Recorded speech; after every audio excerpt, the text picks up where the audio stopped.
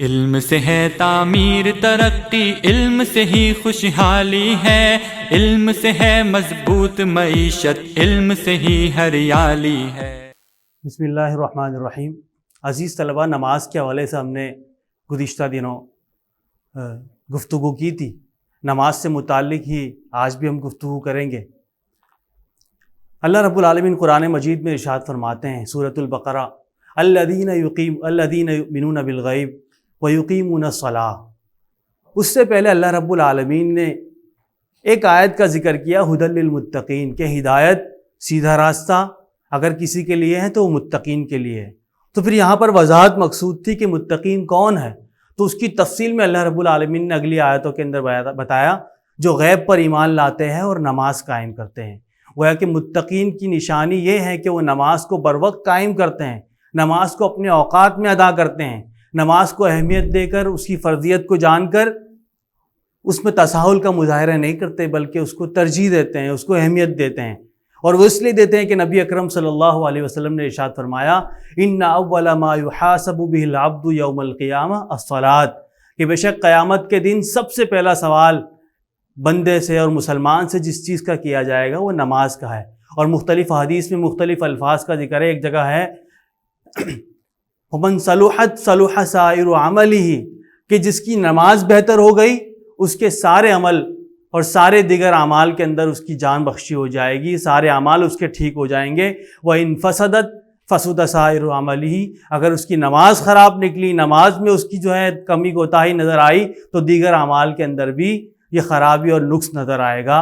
اور ایک حدیث کے اندر یہ الفاظ ہیں کہ جس کی نماز بہتر ہو گئی فقد افلح وانجح، تحقیق وہ کامیاب ہو گیا، اور جس کی نماز بہتر نہ ہوئی فقد خاب وخسر، تحقیق وہ ناکام ہو گیا۔ لہذا نماز کی اہمیت نبی اکرم صلی اللہ علیہ وسلم نے بہت زیادہ احادیث کے اندر بیان کی ہے، اور خود رب العالمین نے قرآن مجید کے اندر سینکڑوں مرتبہ نماز کی اہمیت سے متعلق ان آیات کا ذکر کیا ہے۔ حضرت علی بن ابی طالب رضی اللہ تعالیٰ عنہ نماز کے فلسفے کے حوالے سے بیان کرتے ہیں کہ اللہ رب العالمین نے نماز کو اس لیے فرض کیا ہے کہ انسان کے اندر سے تکبر نکل جائے، اور اسے اس بات کا احساس ہو کہ وہ ایک رب کو ماننے والا اور اس کا غلام اور اس کا بندہ ہے۔ زندگی کے سارے اعمال اسی رب کے مطابق ہوں گے۔ وہ زندگی میں اپنی مرضی کی زندگی گزارنے کے لیے دنیا میں نہیں آیا، اور نماز کے ذریعے وہ خدا سے قریب ہو جاتا ہے۔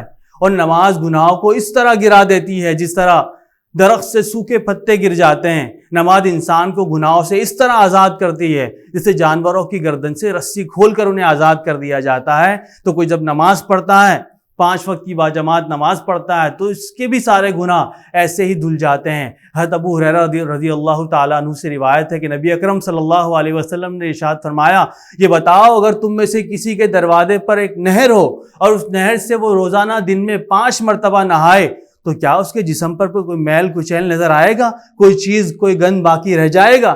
تو لوگوں نے عرض کیا، اس صورت کو یقیناً میل کا کوئی شائبہ باقی نہ رہے گا۔ آپ نے فرمایا، یہ 5 نمازوں کی مثال ہے۔ اگر کوئی شخص دن میں 5 دفعہ نماز پڑھتا ہے تو یہ ممکن نہیں ہے کہ گناہ اس کی زندگی کے ساتھ لگے رہیں۔ گناہ بھی ان 5 نمازوں کے ذریعے وہ دھل جاتے ہیں، اللہ رب العالمین اس کے گناہوں کو مٹا دیتا ہے۔ ایک دفعہ نبی اکرم صلی اللہ علیہ وسلم سردی کے دنوں میں اپنے صحابہ کرام کے ساتھ کسی جگہ پر نکلے۔ وہاں دیکھا کہ درختوں کے پتے جھڑ رہے تھے۔ آپ نے ایک درخت کی 2 ٹہنیوں کو پکڑا اور اس کو ہلانے لگے، دیکھا تو اس سے پتے جھڑنے لگے۔ وہاں آپ علیہ السلام کے صحابی حضرت ابو ذر غفاری رضی اللہ تعالیٰ عنہ بھی موجود تھے۔ آپ صلی اللہ علیہ وسلم نے ان کو مخاطب کے فرمایا، اے ابو ذر، یقین جانو بندہ اللہ کی رضا کے لیے جب نماز پڑھتا ہے تو اس کے چھوٹے گناہ اسی طرح جھڑ جاتے ہیں، ختم ہو جاتے ہیں، گر جاتے ہیں جیسے یہ پتے درختوں سے گر رہے ہیں۔ لہذا نماز کو اہمیت دیں، نماز کو فوقیت دیں۔ ایک مسلمان کی زندگی میں نماز کی جتنی اہمیت ہونی چاہیے اس سے زیادہ کسی چیز کی اہمیت مقصود نہیں ہے۔